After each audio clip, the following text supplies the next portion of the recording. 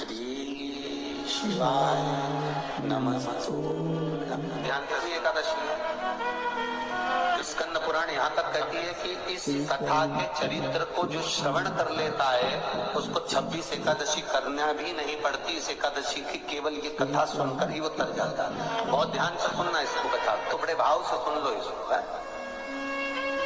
बड़े प्रेम से।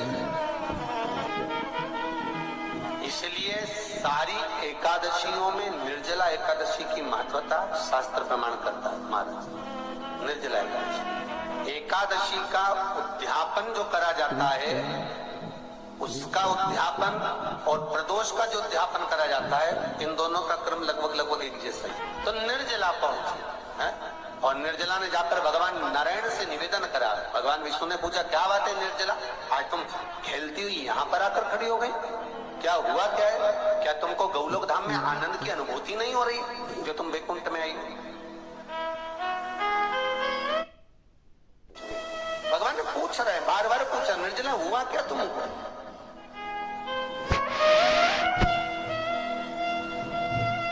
निर्जला एकादशी हुआ क्या है तुम? क्या कारण है तुम्हारे यहाँ आने का, वैकुंठ पहुंचने का? बहुत ध्यान देना महाराज।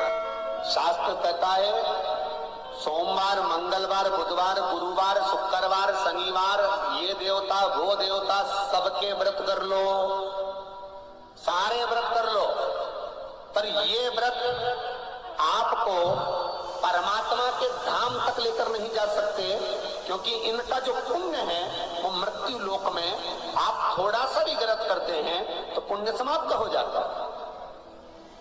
पर हिंदू धर्म के 3 व्रत ऐसे बता दिए जिन व्रतों का पुण्य समाप्त नहीं हुआ।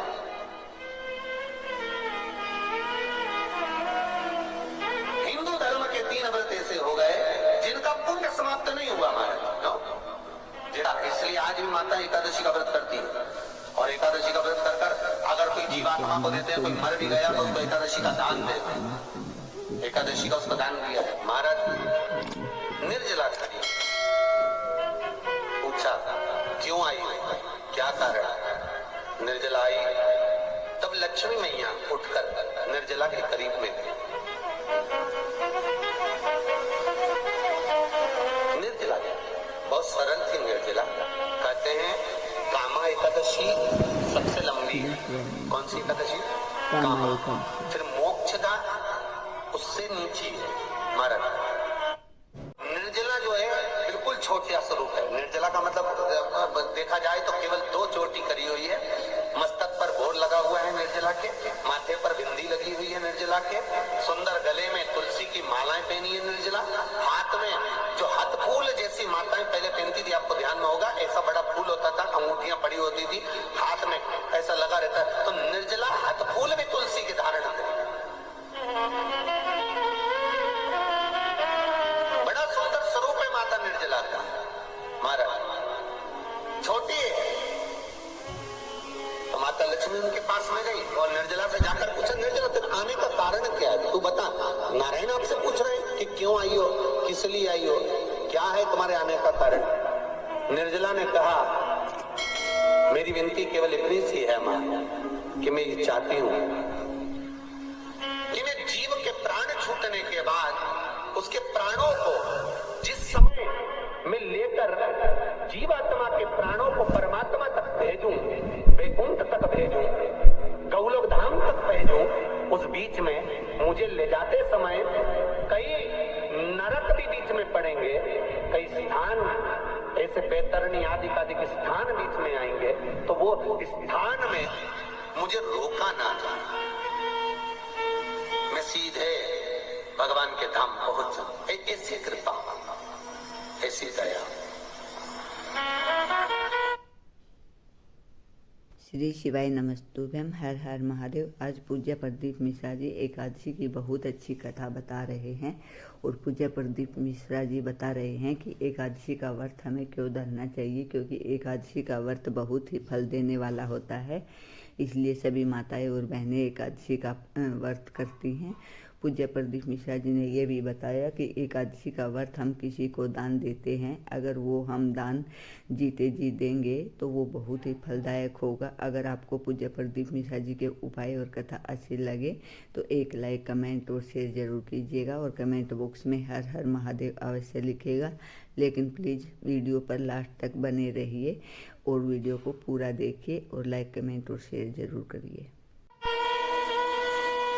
जितनी माताएं एकादशी का व्रत करती, बहुत ध्यान से सुनना आज की कथा को। शायद जिंदगी में मिली ना मिली, और ये कथा का रिश्ता तो बहुत ध्यान से सुनना। स्कंद पुराण यहाँ तक कहती है कि इस कथा के चरित्र को जो श्रवण कर लेता है उसको 26 एकादशी करना भी नहीं पड़ती। इस एकादशी की केवल ये कथा सुनकर ही वो तर जाता है। बहुत ध्यान से सुनना इसको, कथा को। सबसे पहला नियम एकादशी व्रत का सबसे पहला नियम है कि आप जिस दिन व्रत करो उसके एक दिन पहले भक्ति का संचार इस हृदय में करो। भक्ति का संचार इस हृदय में करो। ये कथा का रिश्ता तो बहुत ध्यान से सुनना। भक्ति का संचार इस हृदय में कर लीजिए। जिस दिन आप व्रत करो, जैसे एकादशी का व्रत कर रहे हो तो दशमी के दिन शाम का समय जब आवे, रात्रि जब होने लगे, शाम का समय आवे और रात्रि का आप जब भोजन ग्रहण करो तो उस भोजन में कोई ऐसा पदार्थ ग्रहण मत करिए जिस पदार्थ के कारण आपकी एकादशी बिगड़ जाए। कोई बेकार भोजन में ग्रहण नहीं करना, श्रेष्ठ भोजन ग्रहण करिए दशमी। और एकादशी का दूसरा नियम बहुत ध्यान से सुनिएगा। जिस दिन आपकी एकादशी का व्रत हो उस दिन प्रयास करिएगा कि अपने हाथ से किसी भी वृक्ष की कोई पत्ती टूटे ना। अपने हाथ से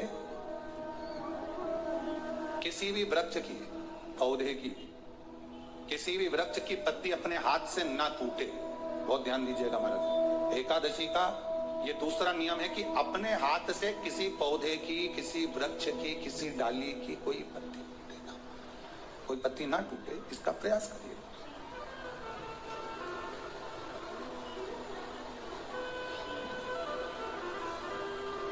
कितना सुंदर व्याख्यान कहा है, कितना सुंदर वर्णन है महाराज कि मात्र एकादशी का व्रत कर लेने पर, मात्र एकादशी का व्रत कर लेने पर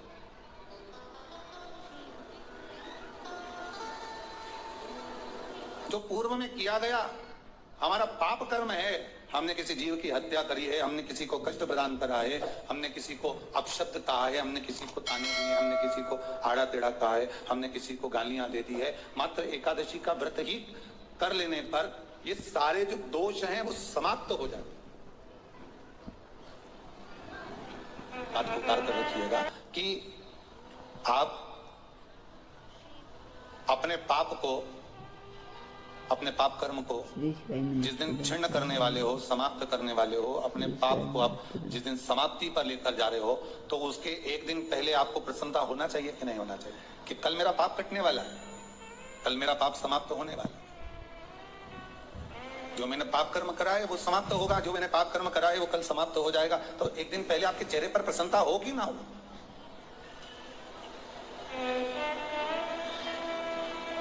और चेहरे पर वो प्रसन्नता आपके आना चाहिए कि कल मेरा।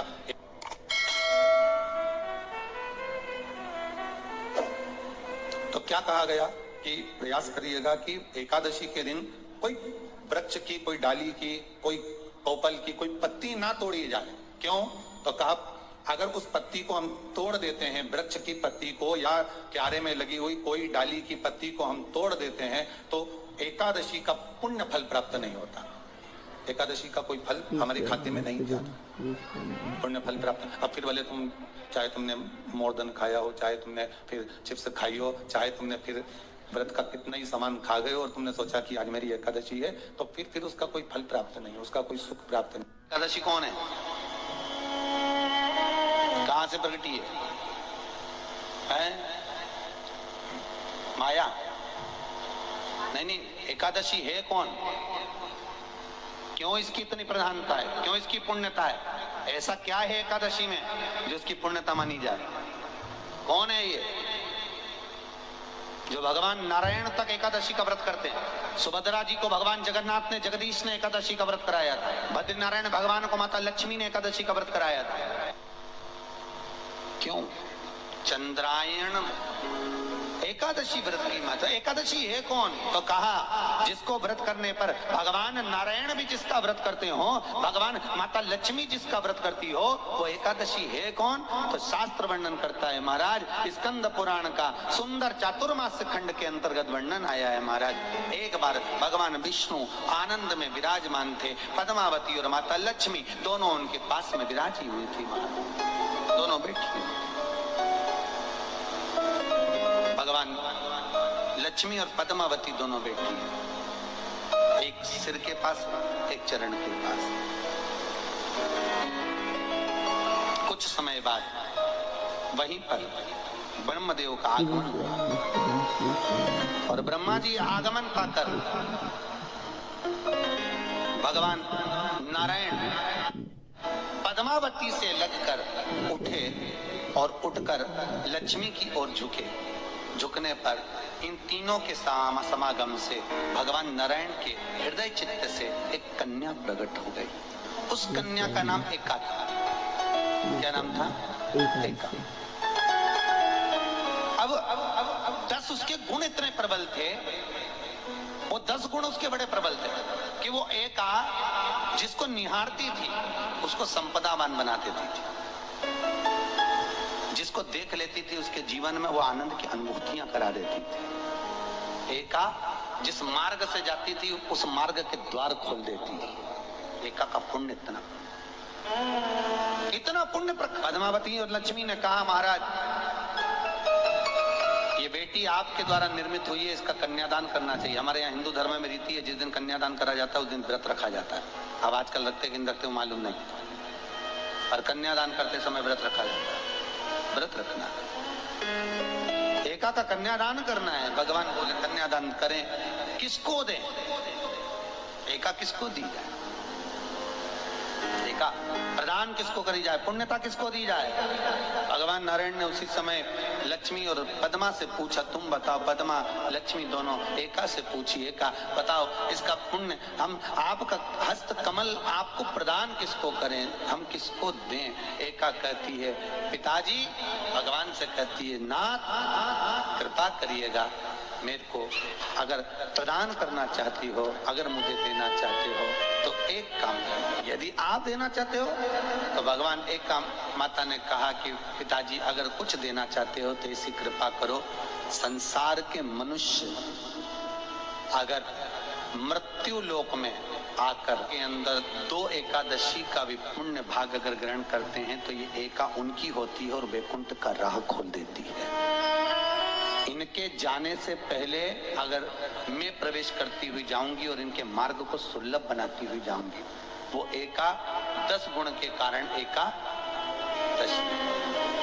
सबसे पहला नियम। श्री शिवाय नमस्तुभ्यम। हर हर महादेव। पूज्य प्रदीप मिश्रा जी ने एकादशी की बहुत अच्छी कथा सुनाई है और पूज्य प्रदीप मिश्रा जी ने बताया है कि एकादशी कौन थी और किस तरह से वो प्रकट हुई और महादेव से उन्होंने क्या वर मांगा। और पूज्य प्रदीप मिश्रा जी ने बताया है कि एकादशी के दिन अगर हम पीले रंग की वस्तुओं का दान करते हैं तो हमारे जो खाते में है वो धर्म पुण्य लगता है। इस दिन एकादशी के दिन हमें पीली चीज़ों का दान करना चाहिए, जैसे पीली चने की दाल हो, पीले फूल हो, पीले वस्त्र हो। इन सब चीज़ों का धर्म करने से, दान करने से हमें पुण्य मिलता है। अगर आपको पूज्य प्रदीप मिश्रा जी के उपाय अच्छे लगे और वीडियो पसंद आई हो तो एक लाइक और एक कमेंट अवश्य करें। श्री शिवाय नमस्तुभ्यम। जितना भाई, कई लोग कहते हैं बेटी की विदाई में सबसे ज्यादा मां रोती है, पर शिव महापुराण कहती है बेटी की विदाई में जितना बाप रोता है शायद उसके बराबर कोई नहीं रोता होगा, क्योंकि बेटा माँ को प्रिय होता है और बेटी, अरे बोलो तो, बाप को प्रिय, बाप को प्रिय है। तो कई बार बेटियां ऐसा शब्द बोल जाती, पापा मैं जा रही हूँ, आपने मेरी शादी कर दी है, मैं दूसरे घर जा रहा हूं पापा, पर आपकी बहुत याद आई। पापा सुनो, तुम्हारा स्वास्थ्य ठीक नहीं रहता, शुगर बढ़ी रहती है, कुछ ले लिया करो दवाई। और बेटी जब घर से विदा होती है ना,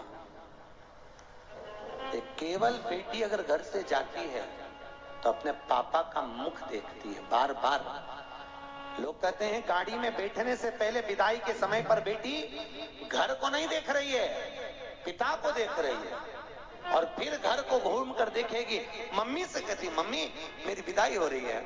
और आजकल तो होटलों से विदाई हो जाती है, धर्मशाला भवनों से, गार्डन से विदाई हो जाती है, पर बेटी अगर कहीं से विदा होना चाहती है तो अपने घर से मम्मी एक बार मुझे घर और देख लेने दो। मेरे को आपने, मम्मी आपने मुझको दूध पिलाया है, कैसे पाल पोस कर बड़ा करा माँ, पर बेटी बड़ी हो गई और दूसरे के घर ब्याह कर जाती होगी, उस माँ का कलेजा कितना रोता होगा जिसको पाल पोस कर बड़ा करा और दूसरी जगह भेज दिया। बूढ़ी से बूढ़ी माँ भी होती है ना, उसको भी त्योहार पर अपने मायके की याद आती है। वो भी अपनी बहू से कहती है मेरे 4 भाई हैं, 4 राखी धर दे मेरे भतीजों के लिए रख दे। मम्मी वो राखी पहुंचेगी नहीं तो, इतने में बूढ़ी से बूढ़ी माँ भी कहती है रख दे तू, वो पहुंच जाएगी मुझे उम्मीद है। और बूढ़ी से बूढ़ी माँ भी, जब माँ बाप जिंदा रहते हैं ना, तब तक माता पिता अगर जिंदा हैं तब तक बूढ़े से बूढ़े व्यक्ति को भी अपनी माँ की याद आती रहती है। बेटियों की आंख में भले घर में व्यस्त रहती है, पर जब जब मायके जाती है तो बूढ़ी बूढ़ी माँ अपनी बेटियों को गले लगा कर कहती बहुत दिन हो गए रे, तू आती क्यों नहीं है? मम्मी बहुत फैलारा है, घर में काम सरता नहीं, बहुत साथ है। भाई माता पिता जब चले जाते हैं ना, तब बेटियां मायके आना कम करती हैं, अब नहीं आती। भाई और भाभी कहते हैं जीजी क्यों नहीं आती, और माँ बाप से निवेदन है अपनी बेटी को कभी दूर गांव मत बिहाओ, बहुत दूर भेज देते हो भाई, वो मुंह देखने के लिए तरस जाती है। कई कई माँ बाप तो कोई पड़ोसी भी जाता है ना, उसके साथ भी झोला रख कर भेज देती, माँ आज पड़ोसी जा रहा है, अपने पति से कहती सुनो जल्दी जाओ, जल्दी से बेसन ले आओ, मैं लड्डू बना देती हूँ, मेरी बेटी को बहुत अच्छी लगती है, और तिल्ली की गजक अच्छी लगती है, जाओ। और अपने यहाँ वो हलवाई की दुकान है ना, उसके यहाँ से सामान लिया, उसको यहाँ के सेव बहुत अच्छे लगते हैं, जाओ। और कोई जा रहा हो बेटी के घर, पूरा झोला बांध के, उसमें रुमाल बांध कर, माँ उस थैली को तैयार कर कर दे देती और कहती है मेरी बेटी को दे देना। कहना अब की बार कोई आ नहीं पाया, और बेटी को जब वो देता है ना, तो बेटी सबसे पहले पूछती है काका जी आप आए, मेरे पापा कैसे हैं, मेरी मम्मी कैसी है? बेटी का सबसे पहला झोले पर विश्वास नहीं, संबोधन बेटी पर है।